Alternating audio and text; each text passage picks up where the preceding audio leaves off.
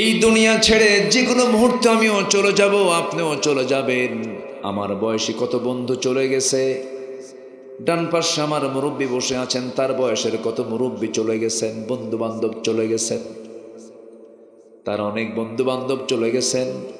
এই মুহূর্তে আমার এক বন্ধুর কথা মনে হলো, খুব সুন্দর তেলাওয়াত তার ছিল, তার দুটো ছেলে আছে, আর্মিতে চাকরি করতো, জিয়াউর রহমান নাম, সুন্দর কণ্ঠ ছিল তার। আমি জানি না, কয়েক মাস আগে আমাকে বলল, ফোন দিয়ে জানিয়ে বলল তার ক্যান্সার হয়েছিল, ইন্তেকাল হয়ে গেছে। আমার মতো বয়সী একজন মানুষ। আমিও যাব, আপনিও যাবেন, কেউ বাঁচার জন্য আসি নাই। কিন্তু সবচেয়ে বড় বিষয় হলো, সবচেয়ে বড় চ্যালেঞ্জ হলো, আমি কি নিয়ে যাচ্ছি আল্লাহর সামনে। আমাকে যেতেই হবে, আল্লাহর সামনে দাঁড়াতেই হবে, কোনো মাফ নাই। Everybody must be faced before the day of resurrection. প্রত্যেকটা বান্দা কি আল্লাহর সামনে হাজিরা দিতেই হবে। কি নিয়ে যাচ্ছি আমি, কি আমলনামা নিয়ে যাচ্ছি, এটাই হলো সবচেয়ে বড় চ্যালেঞ্জ। এই জন্য দুনিয়া চাবো না আখেরাত চাবো? আমরা বলেন, কি বলেন? দুনিয়া না আখেরাত? দুনিয়া না আখেরাত? আখেরাত। আখেরাতের ভয়ে একজন মানুষকে ভালো করতে পারে, প্রশাসনের ভয় দেখায় মানুষকে কখনো ভালো করা যাবে না। আল্লাহর ভয় একমাত্র মানুষকে ভালো করতে পারে। আল্লাহ রাব্বুল আলামিন বলেন, ও বান্দা তুমি আমার কাছে চাও, কেমন করে চাইবা? রব্বানা আতিনা ফিদ দুনিয়া হাসানাতাও ওয়া ফিল আখিরাতি হাসানাতাও ওয়া কিনা আযাবান নার ওয়াজআলনাল জান্নাতা মাআল আবরার। জোরে বলুন আল্লাহু আকবার। এখানে কি দুনিয়া আছে? আছে দুনিয়া? আছে। দুনিয়া লাগবে তো একটু কান লাগাবেন।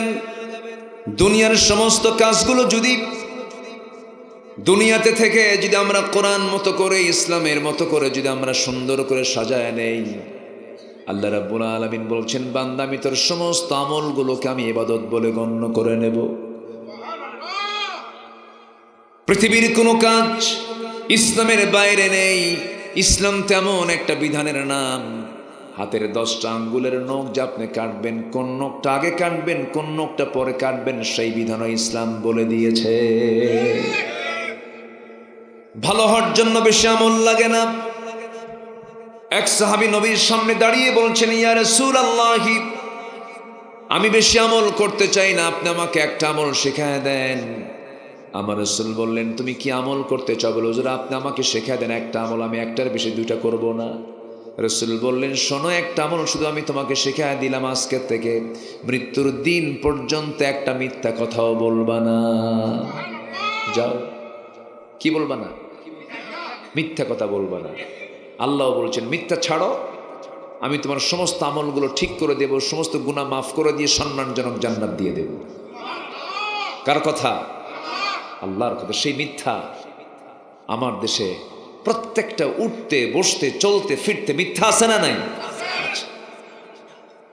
ইমানদারের বৈশিষ্ট্য এগুলো নয়। মুনাফিকদের বৈশিষ্ট্যের ভিতরে 1 নম্বর বৈশিষ্ট্য হলো তারা মিথ্যাবাদী হবে। ইন্নাল মুনাফিকিনা লাকাযিবুন। আর মুমিনদের বৈশিষ্ট্য হলো ওয়াল্লাযীনা হুম লিআমানাতিহিম ওয়া আহদিহিম রাউন ওয়াল্লাযীনা হুম আলা সালাওয়াতিহিম ইউহাফিযুন উলাইকা হুমুল ওয়ারিসুন الذين يرثون الفردوس هم فيها خالدون। জোরে বলুন আল্লাহু আকবার। ইমানদারদের গুণ হলো তারা কখনো আমানতের খেয়ানত করবে না, ওয়াদা ভঙ্গ করবে না, নামাজের ব্যাপারে তারা যত্নশীল হবে, খুব যত্নবান হবে। এগুলো হলো মুমিনদের বৈশিষ্ট্য। মুনাফিকের বৈশিষ্ট্য হলো ওয়াদা ভঙ্গ করবে, আমানতের খেয়ানত করবে, মিথ্যা কথা বলবে, এবং যখন সারতে না পারবে তখন গালিগালাজ পারবে, মুখ থেকে বেফাস কথাবার্তা বলবে। এই সমস্ত বদগুণ আছে যার, সেই হলো মুনাফিক। বলেছেন মুহাম্মদ সাল্লাল্লাহু আলাইহি ওয়াসাল্লাম। আল্লাহ তাআলা মুনাফিককে চেনার জন্য সূরা মুনাফিকুন দিয়েছেন, কাফিরকে চেনার জন্য সূরা কাফিরুন দিয়েছেন, মুমিনকে চেনার জন্য সূরা মুমিনুন দিয়েছেন। আমরা কাফিরদের কাতারে যেতে চাই না, মুনাফিকদের কাতারেও যেতে চাই না। আমরা কাদের কাতারে থাকতে চাই? মুমিনদের কাতারে থাকতে চাই, ইমানদারদের কাতারে থাকতে চাই। ইমানদারের কিছু গুণ আমার আপনার মধ্যে না থাকলে পরে আমি ইমানের দাবি করব কেমনে? যতগুলো গুণ আছে এর মধ্যে 1 নম্বর গুণ হলো ইমানদার আজান শোনার সঙ্গে সঙ্গে কোথায় যাবে? আসতে বলবেন না, কোথায় যাবে? আমার দেশে নামাজি বেশি না বেনামাজি বেশি? নামাজি বেশি না বেনামাজি বেশি? মসজিদ আগের চাইতে কমছে না বাড়ছে? কাঁচা না পাকা? সাধারণ পাকা না টাইলস? এই যে টাইলস আছে না, এসি না নন এসি? এসি। মসজিদগুলো পাকা পাকা হয়ে গেছে, শীতাতপ নিয়ন্ত্রিত হয়ে গেছে, কিন্তু আসল মুসল্লির খবর নাই। ফজরের সময় যখন আজান দিয়ে দেয় মুয়াজ্জিন, নামাজের মধ্যে শ্রেষ্ঠ মুহূর্ত হলো ফজর। বুরিকালি উম্মতি ফি বুকুরিহা, আমার রাসূল বলেছেন আমার উম্মতের সবচেয়ে বরকতময় সময় হলো ফজরের নামাজ। কিন্তু জাতি ফজরের সময় কি করে? কি করে? ঘুমায়। আমার দাদার যুগে এগুলো ছিল না, আমার দাদা দাদিরা আগেই উঠেছেন। আর এখন ভাবিরা কি করে? ঘুমায়। 10টার আগে ঘুম ভাঙে না। চিন্তা করা যায়? ফজরের সময় মসজিদগুলোতে মুসল্লি নাই, বাস্তব বলছি। কিন্তু ফজরের সময় আজান যখন হয়ে যায়, ফজরের সময় মোট মুসল্লি হলো 4জন বুড়া মানুষ। যখন বলা হয় চাচা আপনি বুড়া হয়ে মসজিদ আসছেন, এই সময় ব্যাপারটা কি? বুড়ি তো নাই, বুড়ি মরে গেছে। বুড়ি থাকলে আসতাম না, বুড়ি থাকলে আসতাম না। যুবকদের মসজিদে কোনো অংশগ্রহণ নাই। ফজরে 3-4জন মুসল্লি খুঁজে পাওয়া যায়। কিন্তু একটা আদর্শ গ্রামের, একটা আদর্শ সমাজের বৈশিষ্ট্য হলো জোহরের মুসল্লি বেশি হবে না ফজরের মুসল্লি বেশি হবে? বলেন ফজরের মুসল্লি বেশি হবে। এগুলো হচ্ছে ইমানদারের লক্ষণ, মুসলিম সমাজের লক্ষণ, ইমানদার সমাজের লক্ষণ। এই জন্য আমরা আজকের মাহফিলে যারা এসেছি সবার কাছে আমার একটা আবেদন থাকবে, আপনি যে সমাজের বাসিন্দা, আপনি যে গ্রামের বাসিন্দা, আপনি যে পরিবারের মানুষ, আপনার জন্য সবচেয়ে বড় একটা কাজ হবে, প্রথম দাওয়াত হবে সবাইকে নামাজের দাওয়াত দেওয়া। কিসের দাওয়াত দেওয়া? নামাজের দাওয়াত দেওয়া। বউটা নামাজ পড়ে না, বউটাকে আস্তে করে ডাক দিয়ে বলবেন, বউ আমার, একই ছাদের নিচে থাকি, তোমার যৌবন আমার কাছে, আমার যৌবন তোমার কাছে, তুমি কি চাও না বউ দুনিয়াতে একসঙ্গে থাকলাম, জান্নাতে একসঙ্গে থাকি? সুন্দর করে বুঝায় দিবেন। সন্তানগুলোকে ডাক দিবেন, সন্তানরা এদিকায়, বাসাধন কলেজার টুকরা এদিকায়, বুকের মধ্যে জড়িয়ে ধরে চোখের পানে ফেলে কেন্দে বলবেন, বাপরে দুনিয়ার জিন্দেগিতে তুই আমার সন্তান, তুই আমার মেয়ে, তুই বেপরদায় চলবি, আমার গুনাহ হবে। তুই আল্লাহর হুকুম মানবি না, আমি গুনাহগার হয়ে যাব। তুই কি চাস না আমার সন্তান জান্নাতের মধ্যে একই সঙ্গে আমরা বাজার করব? হ্যাঁ চাই। সুন্দর করে বলবেন। এটাই হচ্ছে আখিরাতের প্রস্তুতি। আখিরাতকে সুন্দর করার জন্য দুনিয়াতে ইসলাম দিয়ে আমার জীবনকে সুন্দর করে ঢেলে সাজাতে হবে। আমার বন্ধুগণ, কোরআনকে সামনে রেখে 15টা কাজ আমরা শিখে যাব আখিরাতের জন্য। কয়টা কাজ বলেন? 15টা কাজ আমরা আজকে শিখে যাব। একটাও কিন্তু এখনো বলা হয় নাই। সবাইকে শুনতে রাজি আছেন নাকি? নুরু, ওয়াজ কি শেষ না শুরু? কষ্ট হচ্ছে না তো? আখিরাতের প্রস্তুতির জন্য আমরা 15টা কাজ আজকে শিখে যাব। নাম্বার 1, আমরা কি করব? ঈমান আনবো। কি করব বলেন? ঈমান আনবো। কার উপরে? আসতে বলবেন না, কার উপরে? হয়তো বলবেন যে হুজুর এত কমন কথা বললেন, আমার তো ঈমান আছে। ঈমান তো আমার আছে, এটা কোনো কথা হলো নাকি? কিছু লোকের নামই আছে কি? ঈমান আলী। ঘুম থেকে ওঠে 10টার দিকে, নামাজ পড়ে না, নাম কি রাখছে? ঈমান আলী। নাম হলো লাল মিয়া, কিন্তু মানুষটা কালো। মানুষটা কি? কালো। নাম হলো রমজান আলী, রমজান মাসে দুপুরবেলা ভাত খায়, নাম হলো বাদশা মিয়া, ভিক্ষা করে বেড়ায়, আছে না নাই বলেন? নাম হলো আতর আলী, পকেটে গাজার গন্ধ। নাম হলো হিম্মত আলী, সাইকেলের চাকা বাস হলে শীত হয়ে পড়ে। নাম হলো খোকা মিয়া, বয়স হলো 85 বছর, এখনো খোকায় আছে। নাম দিয়ে কোনো কাম হবে না, বংশ দিয়েও কোনো কাম হবে না। বংশ দিয়ে যদি কাম হতো, আমার নবীর বংশের আবু জেহেল জান্নাতে যেত, আমার নবীর বংশের নবীর আত্মীয় আবু তালেব জান্নাতে চলে যেত।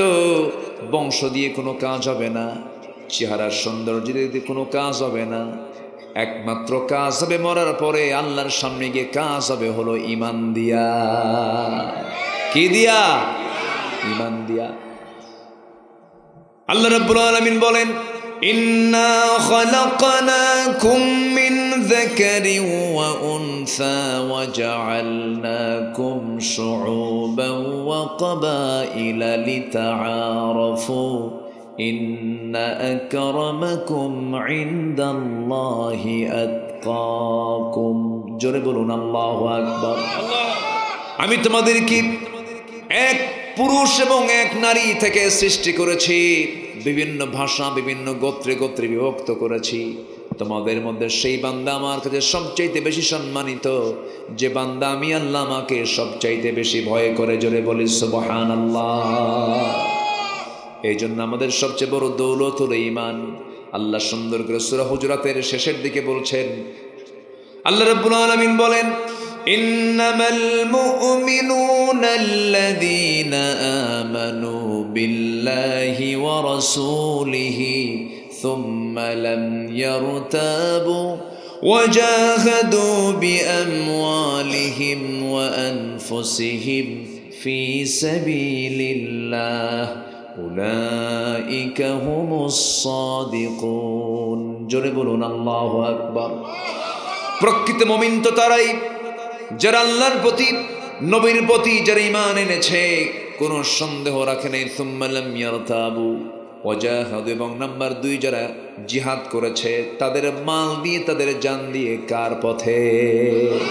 আল্লাহর পথে। উলাইকা হুমুস সাদিকুন, ওই বান্দাগুলো আমার কাছে সিদ্দিক। আর আমার দেশে একটা সিদ্দিক আছে, কয় আমার জীবনে গুনাহ নাই। আছে না একজন, ওই টাঙ্গেলের দিকে বাড়ি, কয় আমি তো আমিন কই না। কেন? আমার তো জীবনে কোনো গুনাই নাই, আমি মাপ চাই না আল্লাহর কাছে। আমি মাপ চাবো কেন? আমার তো কোনো ভুলই নাই। সে প্রথমবার বলেছিল হজ হচ্ছে মোহাম্মদের ব্যবসা, বলেছিল। বেকুফ তো। এই জাতীয় বক্তব্য যাদের মুখ থেকে বের হবে, ইসলাম রাষ্ট্রীয় পর্যায়ে থাকলে চূড়ান্ত শাস্তি নিশ্চিত হতে এদের উপরে। এত বড় মারাত্মক কথা। আমার নবীর জীবনে কোনো গুনাহ নাই, তিনি বলছেন তুবু ইলাল্লাহ ফাইন্নী আতুবু ফিল ইয়াউমি মিআত মাররা। তোমরা আল্লাহর কাছে তওবা করো, আমি রাসূল নিজে দিনে 100 বারেরও বেশি বার তওবা করি। আর হ্যাঁ কয় কি? আমার কোনো পাপই নাই, আমার কোনো ভুলই নাই। জোরে কর নাউযুবিল্লাহ।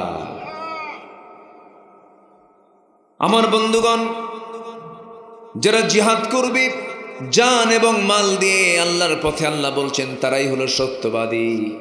জান দেওয়া কিন্তু সহজ নয়, মাল দেওয়া সহজ নয়। জান মাল সেই দিতে পারে যে আল্লাহকে তার জীবনের চাইতে বেশি ভালোবাসতে পারে। জান দেওয়া কি সহজ? এই যে আমার আপনার সন্তানরা জানগুলো দিয়ে দিল জুলুম থেকে বাঁচার জন্য, কম এই সাহসের প্রশংসা করতেই হয়। একটা জাতিকে জিম্মি দশা থেকে তারা মুক্তি দিয়েছে, কম কথা নয়। বহু চাপা মারা যায়, যত রক্ত লাগে দেব, প্রয়োজনে লোক পাঠাবো, আমি যাব না। কি ঠিক আছে না?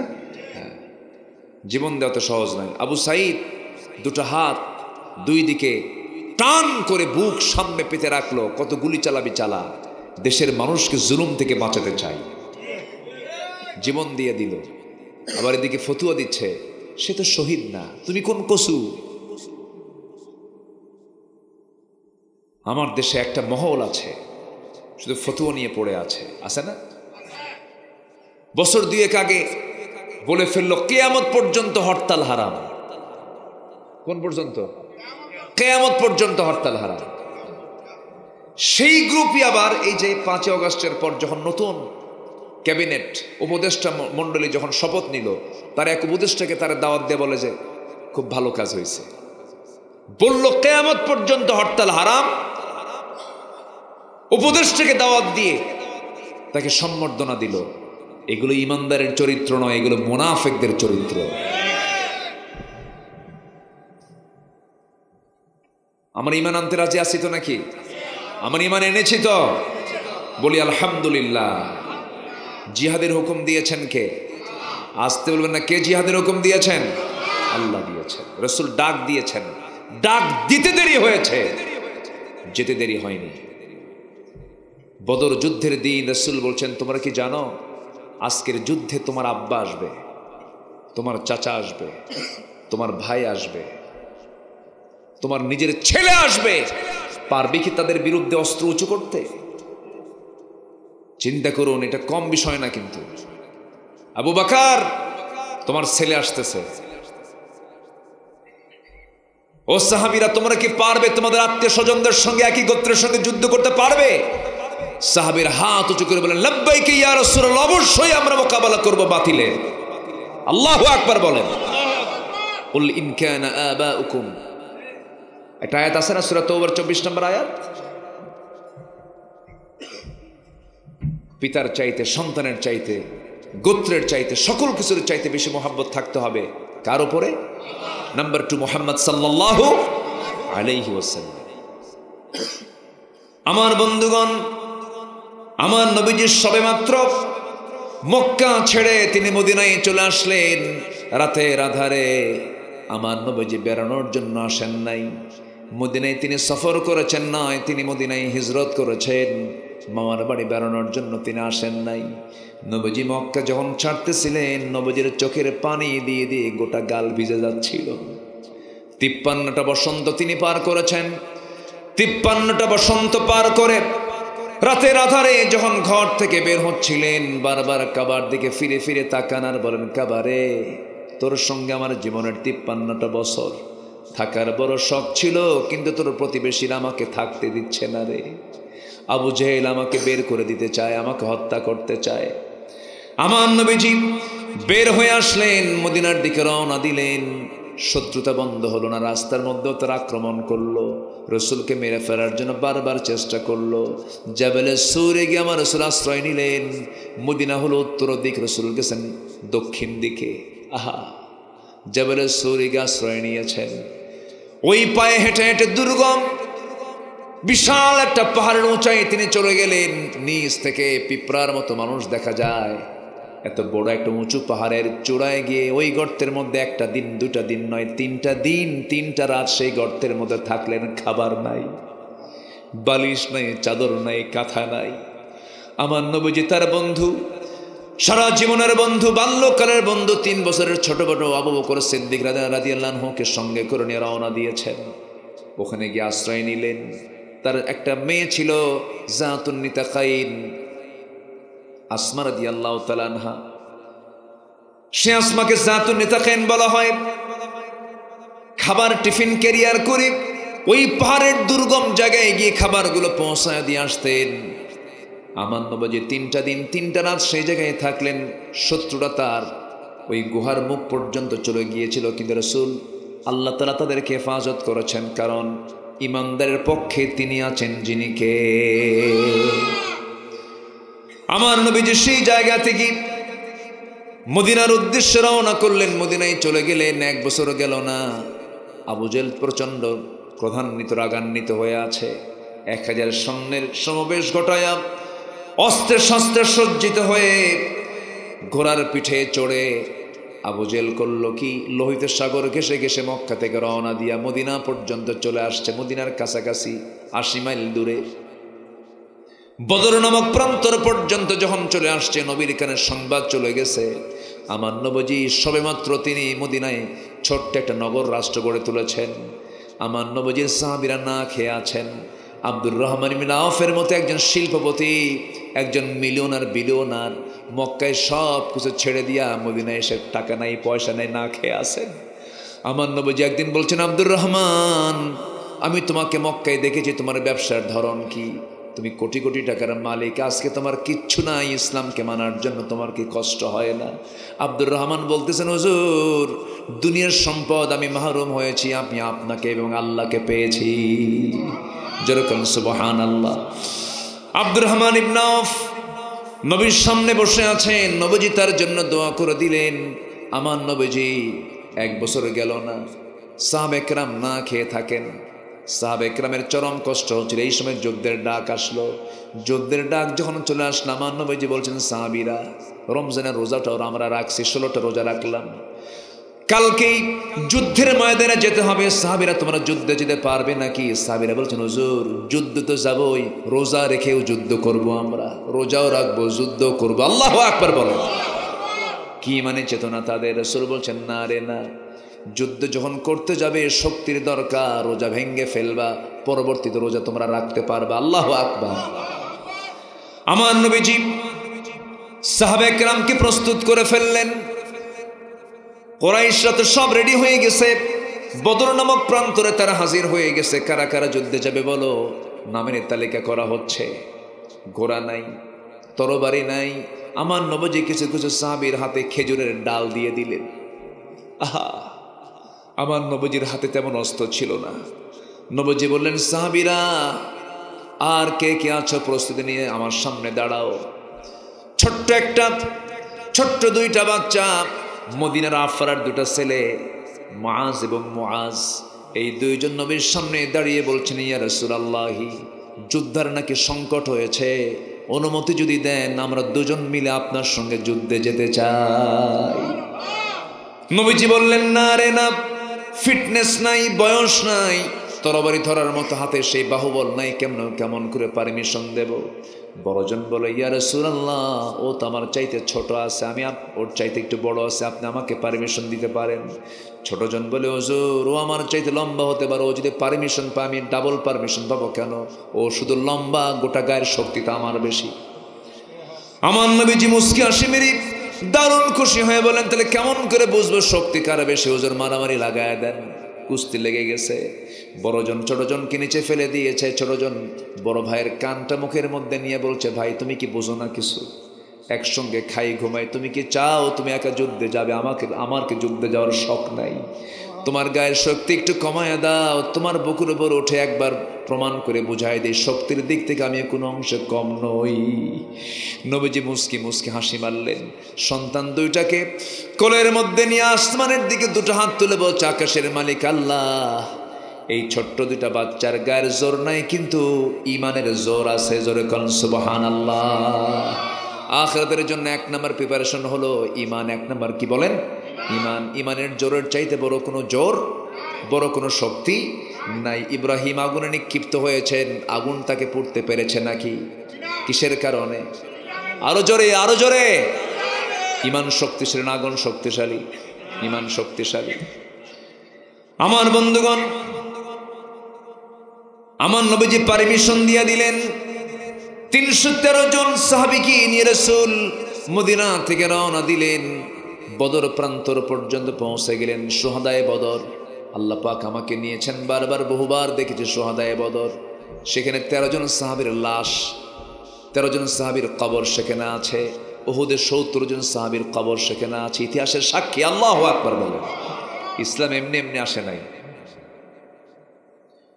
আমার বন্ধুগণ, আমার নবীজি বদর প্রান্তরে 313 জন সাহাবী নিয়ে যখন পৌঁছে গেলেন, যুদ্ধ শুরু হয়ে যাবে, আমার নবীজি সাহাবা একরামকে স্থানগুলো, জায়গাগুলো সিলেকশন দিয়ে দিলেন।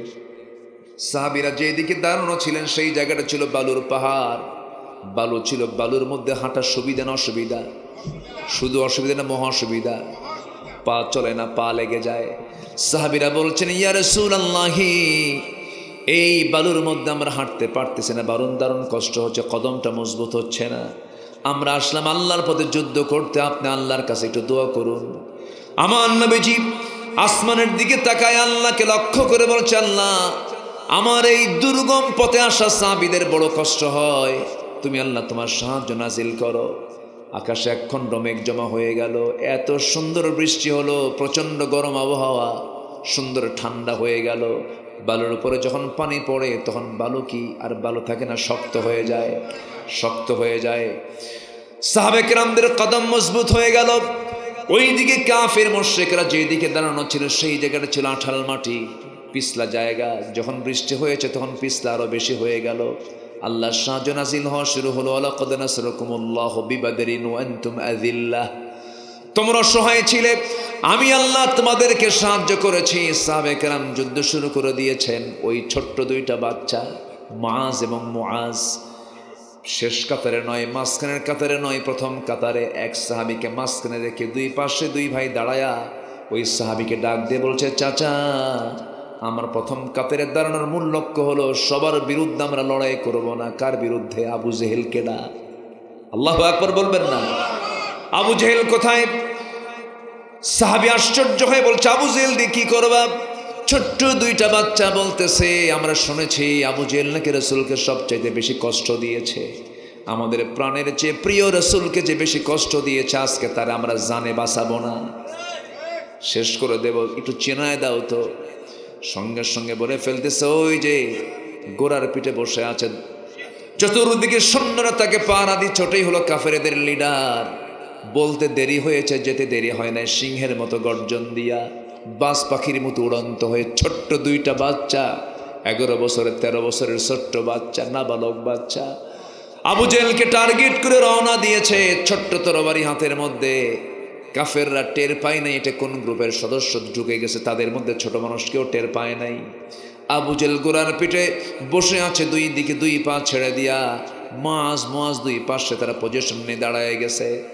আল্লাহু আকবার আওয়াজ দিয়া দুইজন সজোরে আবু জেহেলের দুই পায়ে যখন আঘাত করেছে, আবু জেহেল ওই যে ঘোড়ার পিঠ থেকে জমিনে ধরাশয়ী হয়ে পড়ে গেছে। কোমর সোজা করে আবু জেহেল আর কোনোদিন দাঁড়াতে পারে নাই। কিন্তু কাফের মুশরিকরা বড় ভাই মুআজকে ধরে ফেলে দিল। পিছন দিক থেকে একজন এসে তার ডান হাতে তরবারির একটা আঘাত মেরে দিল। ডান হাতে থাকা তরবারি ছিটকে গিয়ে পড়ে গেল। বাম হাতে তরবারি নাই, তরবারি পড়ে গেছে। দৌড় মেরে গিয়ে বাম হাতে তরবারি উঠায় নিয়েছেন বড় ভাই। তরবারি দিয়ে যুদ্ধ চালাচ্ছিলেন, কিন্তু ডান হাতটা চামড়ার সঙ্গে ঝুলতেছিল। বাম হাতে যুদ্ধ করে ডান হাতটা চামড়ার সঙ্গে ঝোলে, বাম হাতে এসে ধাক্কা খায়, ডিস্টার্ব হয় মনে করে। চট করে ওই যুদ্ধ চালানোর মাঝে ডান হাতটা বাম পার নিচে রেখে এত জোরে টান মারলেন, হাতটা ছিটকে পড়ে গেছে। বাম হাতে যুদ্ধ চালালেন, আরেকজন কাফের এসে বাম হাতে তরবারির আঘাত মেরে দিয়েছে, বাম হাতটা ছিটকে পড়ে গেল। যুদ্ধ করবে কেমনে, তরবারি ঝনঝন করে পড়ে গেল। একজন কাফের এসে মস্তক আঘাত করলো, গর্দান আঘাত করলো, মস্তকটা ছিটকে পড়ে গেল।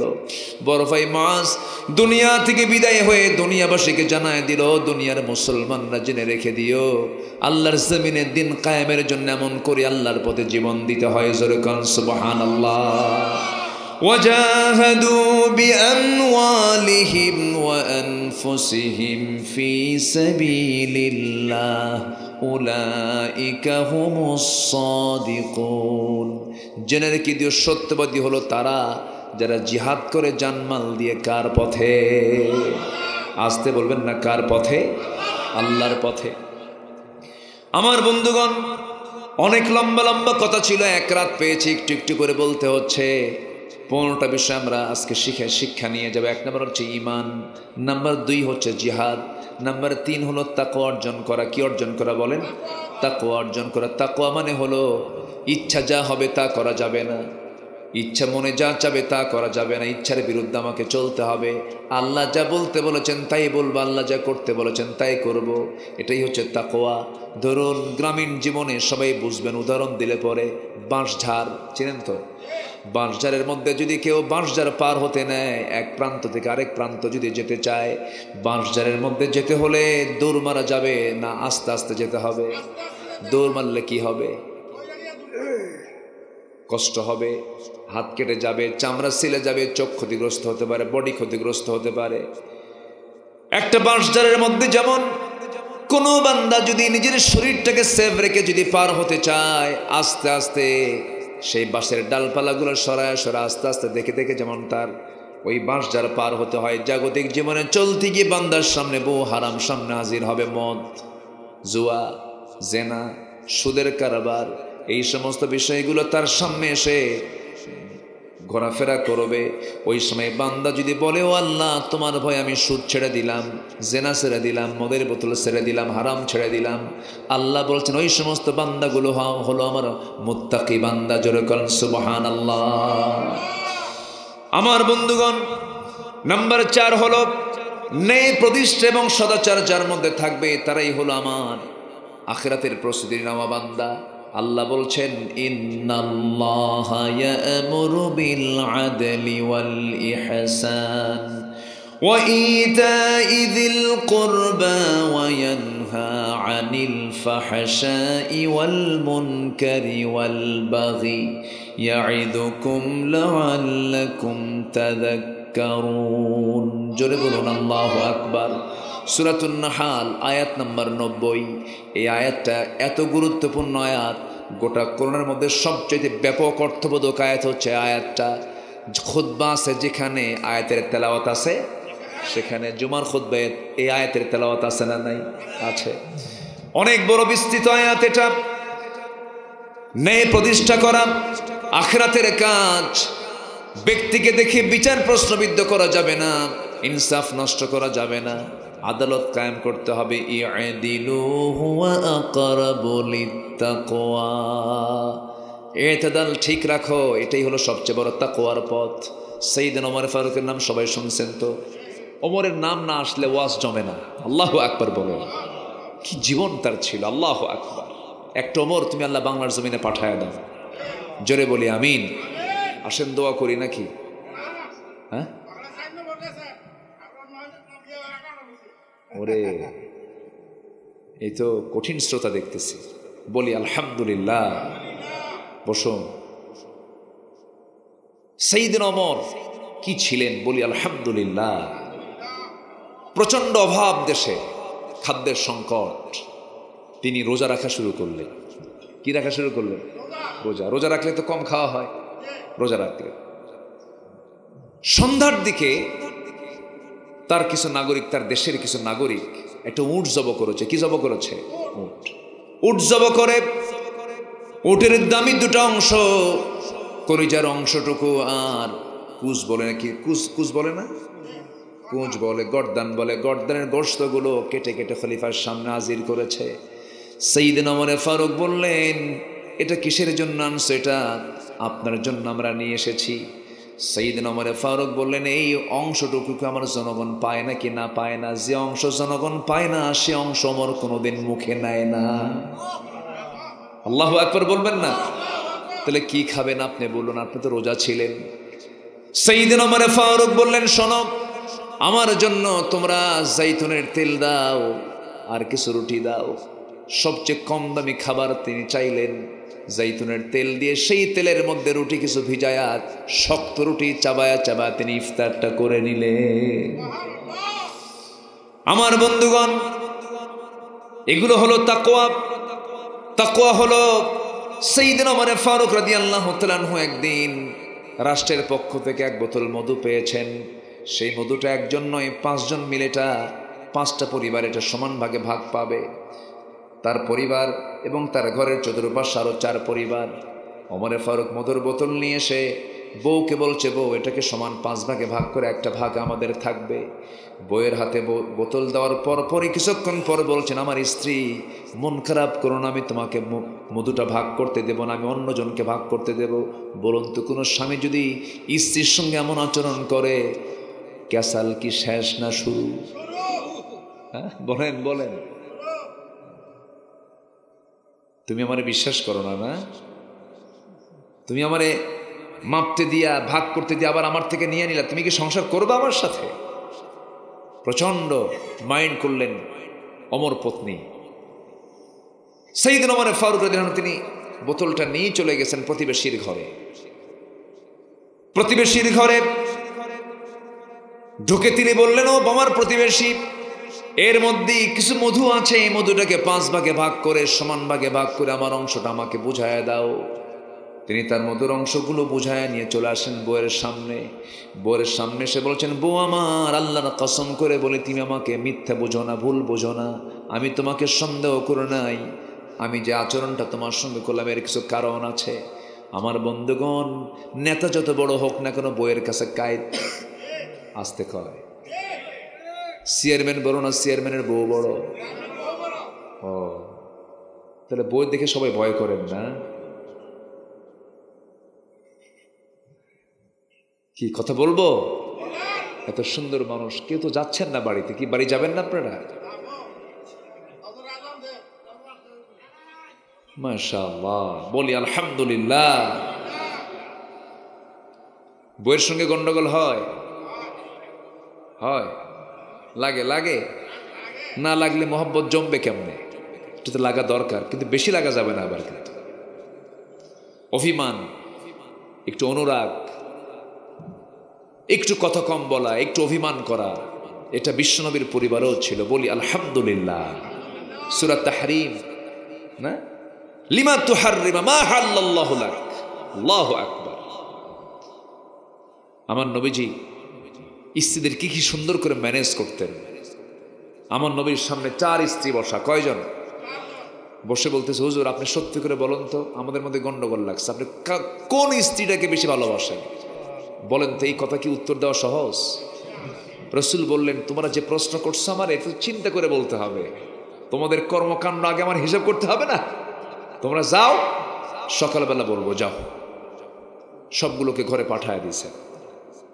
সাইয়্যিদিনা নবিয়্যিনা মুহাম্মদ সাল্লাল্লাহু আলাইহি সাল্লাম তিনি করলেন কি, এশার পরে তিনি মোটে 8টা খেজুর নিলেন, 2টা করে ভাগ করলেন।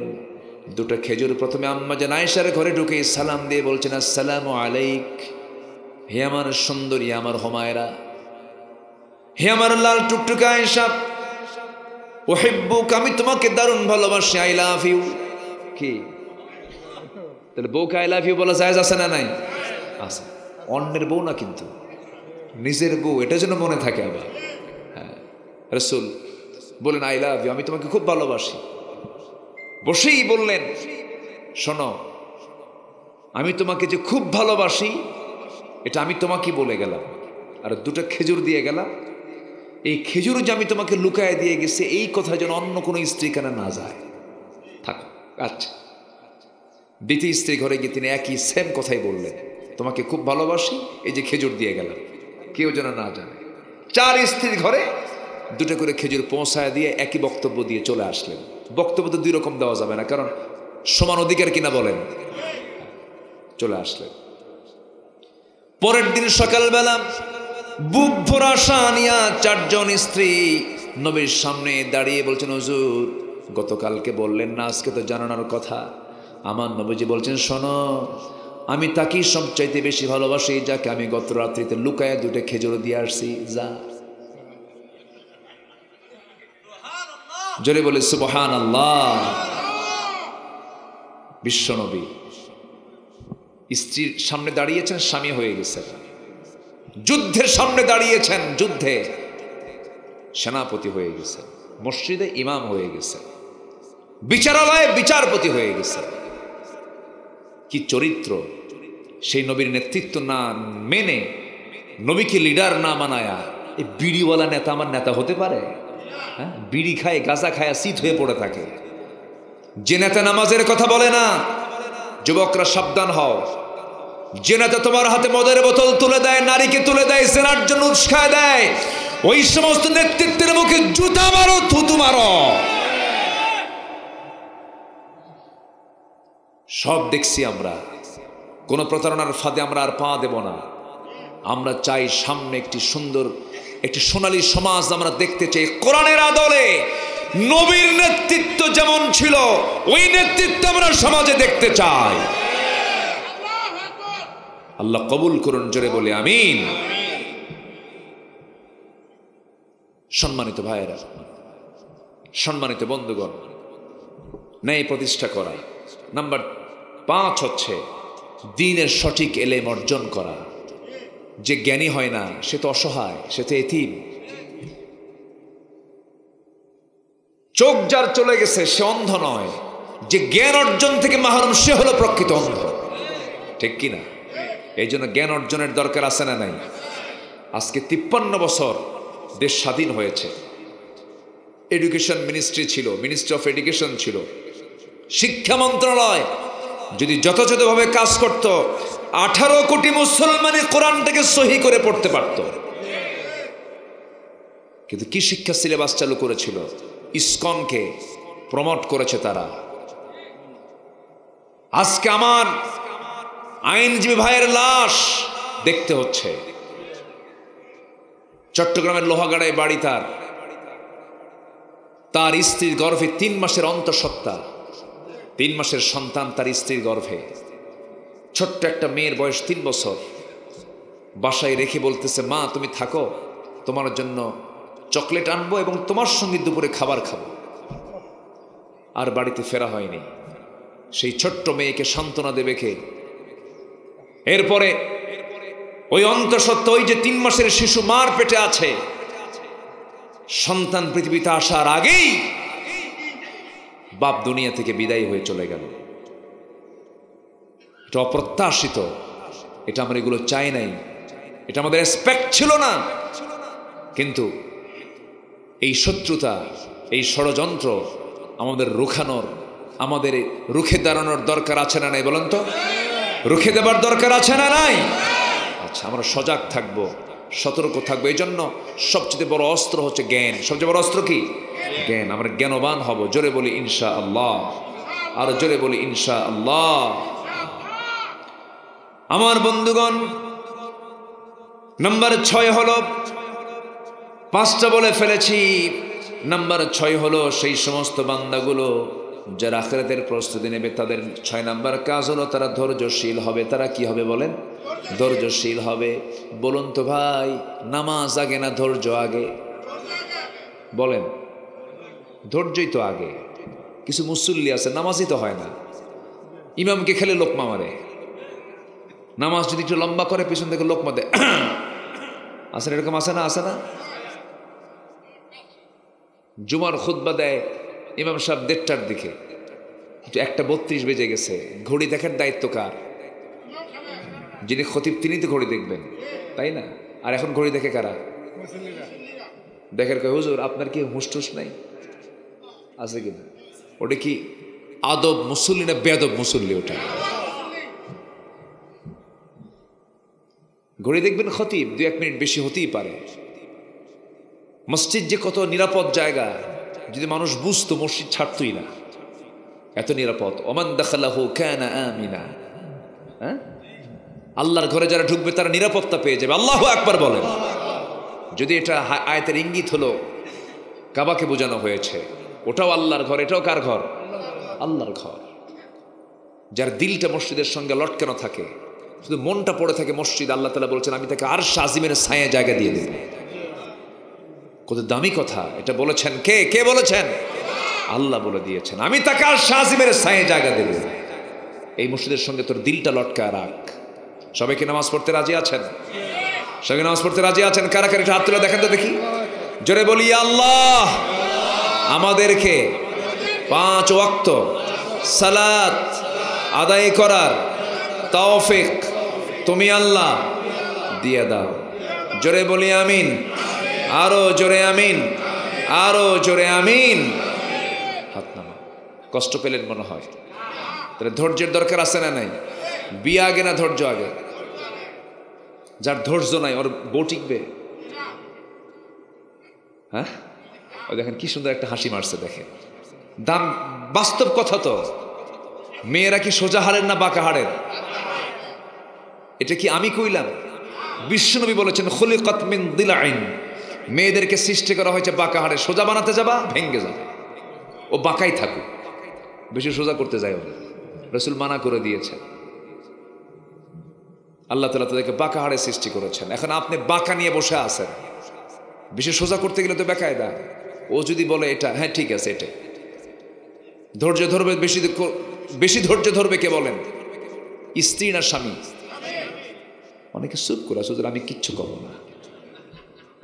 বলেন ধৈর্য ধরবে কে? স্বামী। পুরুষকে ধৈর্য ধরতে হবে। আল্লাহ তাআলা পুরুষের জ্ঞান দিয়েছেন নারীর চাইতে কম না বেশি? সাক্ষীর দরকার, ছেলে একজন, মেয়ে কজন লাগবে? দুইজন। এটা সিলেক্ট করে দিয়েছেন কে? দোষ কার? আল্লাহ। আল্লাহর দোষ? ফয়সালা কার? আল্লাহ জানেন কার বুদ্ধির দৌড় কদ্দুর, আল্লাহ ভালো করে জানেন। এই জন্য সাক্ষী মেয়ে দুইজন, পুরুষ একজন। একজন হলে পুরুষ দুজন মহিলা লাগবে, তারা সমান হবে। কি মেজারমেন্ট আল্লাহ তাআলা করে দিয়েছেন। আল্লাহ জানেন তো যে কাকে দিয়ে কি করতে হবে। তাহলে এই 16 বছর যে দেশ যে চলছে, বেশি বুদ্ধি দিয়া না কম বুদ্ধি দিয়া? কই বেশি বুদ্ধি দিয়া? পুরা বুদ্ধি না অর্ধেক বুদ্ধি দিয়া? তাহলে এই বেশি কোয়েন না, শুনতেছে কিন্তু।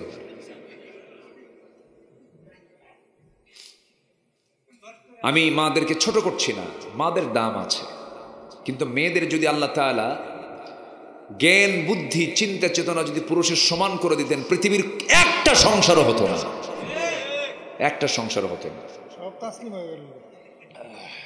যদি আপনি বুঝাতে যেতেন, ও উল্টা বুঝ আপনাকে দিয়ে দিত। সমান তো বুদ্ধি, বোঝেন না? সমান বুদ্ধি বলে দিত। পুরুষকে আপনি যদি প্রশংসা করেন, কোনো পুরুষকে যদি পুরুষ প্রশংসা করে, তখন পুরুষ সন্দেহ করে, এত প্রশংসা করে কেন, লক্ষণ খারাপ। কি বোঝেন নাই? আর আপনি যদি কোনো মহিলার প্রশংসা করেন, আপনি দেখতে যে এত সুন্দর, তাই তো আমি তো সুন্দরই তো। কি কথা বোঝেন নাই? মেয়েরা প্রশংসা পেলে পরে বেজার হয় না খুশি হয়? খুশি হয়।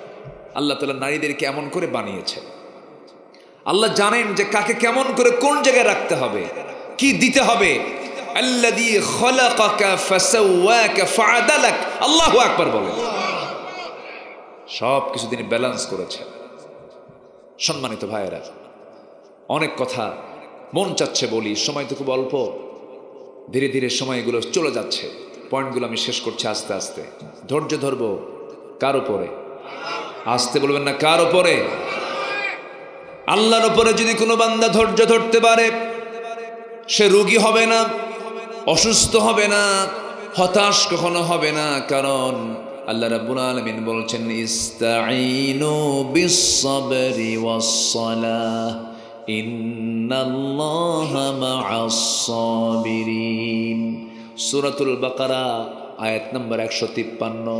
ধৈর্য ধরো, ধৈর্যের মধ্য দিয়া সালাত কায়েম করো, সালাত তোমরা আদায় করো। নাম্বার 8 হলো আল্লাহর উপরে ভরসা করা। আল্লাহ রাব্বুল আলামিন বলেন, ওয়া মান ইয়াতাওয়াক্কাল আলাল্লাহি ফাহুয়া হাসবুহ।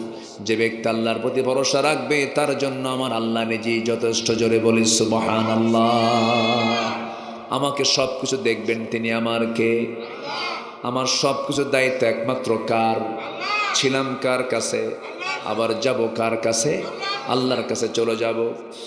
নাম্বার 9 হলো দুনিয়ার ভোগ বিলাসী নিমগ্ন না হয়ে আখিরাতের আবাসকে মূল লক্ষ্য হিসেবে গ্রহণ করা, নিজকে এবং পরিবারকে জাহান্নাম থেকে বাঁচানো। নাম্বার 10, নিজেও বাঁচবো, পরিবারকে জাহান্নাম থেকে বাঁচাবে। এটা হচ্ছে আখিরাতের প্রিপারেশনের একটা অংশ। নিজের পরিবারকে জাহান্নাম থেকে বাঁচানোর দরকার আছে না নাই? আসতে বলবেন না, আছে না নাই? বাপ মার সেবা করার দরকার আছে না নাই? আজকের সমাজে বাপ মার সেবার হার বেড়েছে না কমেছে? শিক্ষার হার বাড়ছে, কিন্তু বাপ মার সেবার হার, এটা কেমন হলো? এটা কেমন কথা হলো? উল্টা হয়ে গেল এটা। এই তো শিক্ষার হার বেড়েছে, কিন্তু বাপ মার সেবার হার কমেছে। কেন? শিক্ষা ঠিকই নিয়েছে। এই গাজীপুরে বৃদ্ধাশ্রম আছে না নাই বলেন? গাজীপুরে বৃদ্ধাশ্রম গড়ে উঠেছে, সেখানে কোনো আলেমের বাপকে পাবেন না, হাফেজের বাপকে পাবেন না, কোনো পরহেজগার সন্তানের বাপকে দেখতে পাবেন না। দেখবেন সেখানে, যদি আপনি দেখতে যান, ওখানে গিয়ে দেখতে পাবেন শিক্ষিত বাপ ঠিকই আছে, কিন্তু সে শিক্ষায় শিক্ষিত হয়েছে, নিজেও কোরআন শেখে নাই, তার সন্তানদেরকেও কোরআন শেখায় নাই। মা যে কত বড় দামি জিনিস, বাবা যে কত বড় দামি সম্পদ, একমাত্র সেই জ্ঞান কোরআন থেকে হাসিল না করা পর্যন্ত কোন সন্তান কখনো বাপ মার আনুগত্য করতে পারে না, শিখবে না কখনো। এই জন্য সবার আগে সন্তানকে দিতে হবে কিসের শিক্ষা? কিসের শিক্ষা? সন্তানের হাতে কোরআন তুলে দিবেন, সন্তানকে কোরআন গাইড দেবে, এবং শেষ জীবনে আপনার টেনশন নাই, সে আল্লাহর ভয়ে আপনার সেবা করতে বাধ্য। আল্লাহু আকবার বলে। মায়ের মুখের কথা যে কত দামি। সাহেবে জুরাইজের নাম সবাই শুনেছেন, একদম সহি বর্ণনা, সাহেবে জুরাইজ। আল্লাহু আকবার। তার মা একজন কি বলে, তার ছেলে একজন বড় আল্লাহওয়ালা ছিলেন, নামাজে দাঁড়িয়েছেন, মা এসে তাকে 2-3 বার ডাক দিছে। সেই ডাক যখন দিয়েছে সেই সময় তিনি নামাজে ছিলেন, ভাবলেন নামাজ পড়তেছি, সে ডাকটা শুনি কেমনে। তো কয়েকবার ডাকার পরে যখন সারা শব্দ নাই, একটু মা রাগ করে বলে ফেলল যে একজন চরিত্রহীনা নারীর মুখ না দেখা পর্যন্ত যেন তোর মরণ না হয়। এই কথাটা মার মুখ থেকে বের হয়ে গেছে।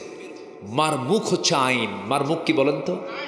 মার মুখ থেকে এমন কথা বের করাবেন না যে কথা বললে পরে আপনার জীবনের বড় ক্ষতি হয়ে যাবে। এটা মারাত্মক ব্যাপার। কিন্তু এই হাদিসটা আমি যখন পড়ি খুব ভাবি, আমি মার সামনে চুল পরিমাণ কোনো বেয়াদবি করা যাবে না। মার মুখটা হচ্ছে আইনের মতো, অর্থাৎ আইনের চেয়ারে বসে একটা বিচারপতি যদি একটা ফাঁসির আসামিকে যদি বলে ফেলে আমি তাকে মুক্ত করে দিলাম, কিচ্ছু করার নাই, ঠিক তেমনি আমার মা তার আসন থেকে সন্তানের জন্য যা বলে তাই কবুল হয়ে যায় আমার আল্লাহর আদালতে। আল্লাহু আকবার বলে। এই কথা যখন বলে ফেলছে আল্লাহর দরবারে মঞ্জুর হয়ে গেছে। সেই সাহাবে জুরাইজের বিরুদ্ধে একটা বড় অভিযোগ জমা হয়ে গেল। কি?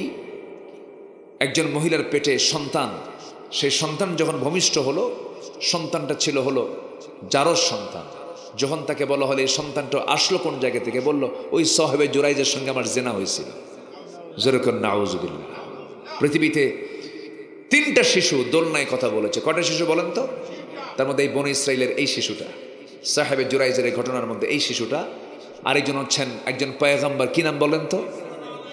বলেন বলেন। ঈসা আলাইহিস সালাতু ওয়াস সালাম। তিনি এখনো মারা যাননি, তিনি আবার আসবেন।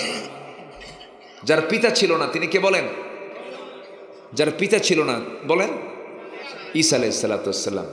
ঈসা ইবনে মারইয়াম। আল্লাহ তাআলা মারইয়ামকে এখানে সংযুক্ত করেছেন এই জন্য যে যেহেতু তার পিতা নাই, মার পরিচয় তাকে পরিচিত হতে হচ্ছে। এই জন্য আল্লাহ তাআলা গোটা কোরআনে শুধু একজন মহিলার নাম উচ্চারণ করেছেন। তিনি কে? মারিয়াম। মারিয়াম স্যার একটা মহিলার নাম আপনি খুঁজে পাবেন না, সরাসরি নাম নাই। আল্লাহ তাআলা এত সম্মান এই পরিবারকে দিয়েছেন। ইন্নাল্লাহ আস্তাফা আদম ওয়া নূহা ওয়া আলা ইব্রাহিম ওয়া আলা ইমরান আলাল আলামিন। মারিয়ামের নাম তো আছেই, তার বাপের নামটাও আছে, ছেলের নামটাও আছে। আল্লাহু আকবার বলেন। বাবার নাম আলী ইমরান, নিজের নাম মারিয়াম, ছেলের নাম ঈসা। মানে বাবা, নিজে, ছেলে সবই আছে। আল্লাহু আকবার বলেন। আবার তার খালু আছে জাকারিয়া। আল্লাহু আকবার। কি পরিবার! তো কি যেন বলতেছিলাম? ও হ্যাঁ, সাহেবে জুরাইজ। জি, আল্লাহু আকবার। আপনি না থাকলে তো আজকে ওয়াজ করাই কঠিন হয়ে যেত। সাহেবে জুরাইজ শেষ পর্যন্ত অভিযোগ দিল সে জেনাকার। সব তো চলে আসছে ভাঙচুর করার জন্য। এটা আমার কারে সম্মান করলাম আমার এতদিন। এক পর্যায়ে চরম প্রতিরোধের মুখে তিনি পড়ে গেলেন।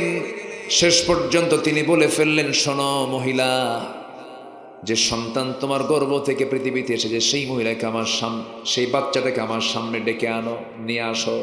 যখন নিয়ে আসা হলো, সন্তানকে লক্ষ্য করে যখন বলা হলো, সন্তান তোমার নিজের পরিচয়টা দাও, তুমি কার সন্তান? সেই সময় আল্লাহ ওই সন্তানটার জবান খুলে দিয়েছেন। সন্তান বলছে আমি অমুক রাখালের ছেলে। আমার ভাইয়েরা, কিন্তু এই যে মাঝখান থেকে এত বড় ঘটনা ঘটে গেছে, কার বদদোয়া? বলেন কার বদদোয়া? মায়ের বদদোয়া। এই জন্য মার মুখ থেকে কোনো কথা বের করাবেন না। বলছো মার মুখ থেকে যদি কোনো কথা বের করাতে চান, সেটা হবে সুন্দর কথা। কি কথা? সুন্দর কথা যেন বের হয়। নাটোরে গত বছর একটা মাহফিল ছিল। এক মুরব্বী আমার হাতে একটা চিঠি লিখেছেন, মহিলা মানুষ, 72 বছর বয়স, ভাঙ্গা ভাঙ্গা লেখা লিখেছেন, হুজুর আমার সালাম নেবেন, আমার 3টা ছেলে, একটা মেয়ে। মেয়েটাকে বিয়ে দিয়েছি, 3টা ছেলে, তারাও বিয়ে করেছে। আমার ঘরটা মাঝখানে, চতুর্পাশে আমার ছেলেদের ঘর, তারা বিয়ে শাদী করেছে, বাচ্চা কাচ্চাও হয়ে গেছে। এই 72 বছর বয়স আমি একা রান্না করি, হাঁড়িতে রান্না করি। আমার 3টা সন্তান চতুর্পাশে থাকে, তাদের রান্না করার গন্ধ, তাদের হাঁড়ির রান্নার গন্ধটা আমার নাকি স্পর্শ করে। হুজুর আপনি আমার জন্য দোয়া করবেন, বুড়ো বয়সে রান্না বান্না করছি, আল্লাহ যেন সন্তানদের দিলটা নরম করে দেয়। এমন পরিবার বুঝি কালীগঞ্জে নাই? আছে কি না? 3টা সন্তান, 3 ঘরে রান্না বান্না করছে, 3 ঘরের রান্না এক মার কপালে জুটতেছে না। অথচ ওই সন্তান 3টা যখন ছোট ছিল, 3 সন্তানের রান্না হয়েছে এক হাঁড়িতে, ঠিক কিনা বলেন? মা খাওয়ায় দিয়েছেন। আহারে বড় আফসোস, এগুলো করা যাবে না। সন্তান যাদের মা আছে পৃথিবীতে বেঁচে, ইনদাকাল কিবারা আহাদুহুমা আও কিলাহুমা ফালা তাকুল লাহুমা উফিন। বুড়া যখন হয়ে যাবে, একজন অথবা উভয়জন, যে কোনো একজন অথবা 2জনও যদি বুড়া হয়ে যায়, ফালা তাকুল লাহুমা উফ, ওহ শব্দ করো না, কুল লাহুমা কাওলান কারীমা, সুন্দর সন্তর্জনক কথা বলো, সম্মান দিয়ে কথা বলো। মা যখন বুড়ো হয়ে যায়, শিশুর মতো হয়ে যায়। বাপ যখন বুড়ো হয়ে যায়, হাড়গুলো নরম হয়ে যায়, ওজন কমে যায়, ছোট্ট মোট্ট মানুষ হয়ে যায়, মাটা ছোট শিশুর মতো হয়ে যায়। যদি পারেন ঘরের মধ্যে ঢুকে মাটাকে সুন্দর করে কোলের মধ্যে নিবেন, কপালে চুম্বন এঁকে দিবেন, গোসলটা করায় দিবেন, খাবারটা পৌঁছায় দিবেন। একটা বেদেনা ভেঙ্গে টুকরো টুকরো করে একটা করে কোয়া মুখের মধ্যে দিয়ে বলবেন, মা তুমি খাও। আপনার জীবনের শ্রেষ্ঠ আচরণটা যদি মাকে উপহার দিতে পারেন, আর আপনার মার মুখ থেকে যদি ওই কথা বের হয়, আমার সন্তান আমার কলেজা ঠান্ডা করেছে, আপনার জন্য জান্নাত ওয়াজিব হয়ে যাবে। আমার বন্ধুগণ, যদিও রাওয়ায়াতটা দুর্বল, একটা কথা মনে পড়ে গেল। একদিন মুসা আল্লাহকে বলছেন, আল্লাহ আমার বড় শখ, আমি কি জান্নাত পাবো কিনা জানি না। আল্লাহ বলছেন, তুমি তো অবশ্যই জান্নাত পাবে। আচ্ছা আমি জান্নাত পেলাম, কিন্তু একা জান্নাতে থাকবো কেমন? জান্নাতে কি আমার কোনো বন্ধু নাই? হ্যাঁ বন্ধু আছে। কে বন্ধু হবে? আর তাকে আমি দেখতে চাই। কে বন্ধু? একজন কসাই তোমার বন্ধু হবে। তিনি বলছেন, কসাইয়ের বাড়ি কোথায়? তাকে আমি দেখতে চাই। অমুক শহরে তার বাড়ি। দেখতে গেছেন, দেখতে গিয়ে দেখেন কসাই বাড়িতে নেই, তার মা বসে আছে, বৃদ্ধা মা। মার সামনে দাঁড়িয়ে বলছেন, আপনার সন্তানটা কোথায়? আমার সন্তান চলে গেছে বাজারে। কি করে? গোশত কাটে, কসাইগিরি করে, সে একজন কসাই। সঙ্গে সঙ্গে তিনি বলছেন, আপনার সন্তান তো আপনার খেদমত করে না, আপনাকে রেখে সে চলে গেছে। মার চক্ষু বড় করে মা বলতেছে, আমার সন্তানের বিরুদ্ধে কথা বলার আগে চিন্তা ভাবনা করে কথা বলবা। আমার সন্তান আমার সঙ্গে যে আচরণটা করে, আমি দিল থেকে তার প্রতি খুশি। আজকে সকালবেলা আমাকে ঘুম থেকে তুলে আমার গোসলটা করায় দিয়েছে, মাথায় তেল দিয়ে দিয়েছে, রান্না বান্না করেছে, আমাকে সুন্দর করে খাওয়ায় দিয়েছে, ফলমূল খাওয়ায় দিয়েছে। এরপরে আমার সন্তান বলছে, মা যদি ব্যবসা না করে কেমন করে চলবা? বাজারে গেলাম, গোশত কেটে আসি, তোমার জন্য আসার সময় তোমার জন্য কলিজা আনবো, কলিজাগুলো ভুনা করে তোমাকে খাওয়াবো। আমার সন্তান এমন করে দিনের পর দিন, রাতের পরে রাত আমার সঙ্গে যে খেদমতগুলো করে যাচ্ছে, আমার যে সেবা দিয়ে যাচ্ছে, আমি মাঝে মাঝে আল্লাহর কাছে দোয়া করি, আল্লাহ আমার সন্তান বড় আলেম নয়, আমার সন্তান বড় বিখ্যাত কোনো ব্যক্তি নয়, একজন সাধারণ একজন কসাই, কিন্তু আমার সন্তান আমার যে পরিমাণ খেদমত করে আমাকে সন্তুষ্ট করেছে, তোমার দরবারে দোয়া করি, আল্লাহ আমার সন্তানকে এই জামানার পয়গম্বর মুসার সঙ্গে তুমি আল্লাহ জান্নাত জুটাইয়া দিও। সুবহানাল্লাহ বলবেন না? কি মার দাম আছে? বাবার দাম মনে হয় একটু কম। দেখছেন কয় বেশি, দেখেন এবার বেশি বলতেছে। বাবার দাম আছে না নাই? মার দাম বেশি না বাবার দাম বেশি? আর বাবার দাম কম? হ্যাঁ না, আমার বাপ আমার বড় ছোট হবো কেন? মায়ের মর্যাদা বেশি না বাবার মর্যাদা বেশি? ভালো করে কর, একটু চিন্তা ভাবনা করে কর। বাপের মর্যাদা বেশি না মায়ের মর্যাদা বেশি?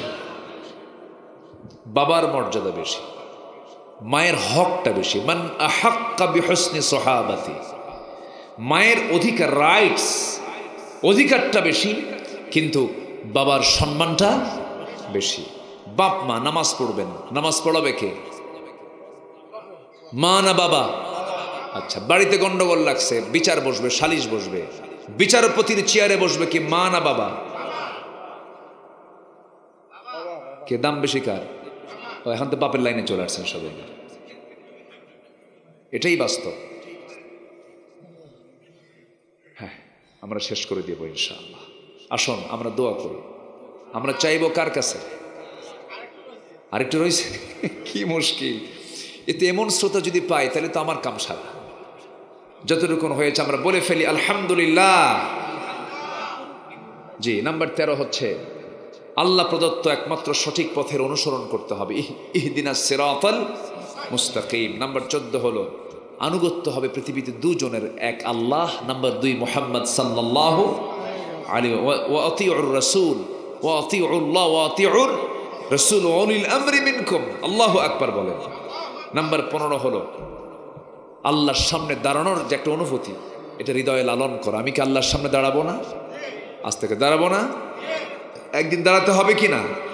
এই প্রস্তুতি নিয়ে আমরা সর্বক্ষণ থাকবো। এই হচ্ছে আখিরাতের প্রস্তুতি, আমরা নেওয়ার চেষ্টা করব। আল্লাহ কবুল করুন, জোরে বলে আমিন।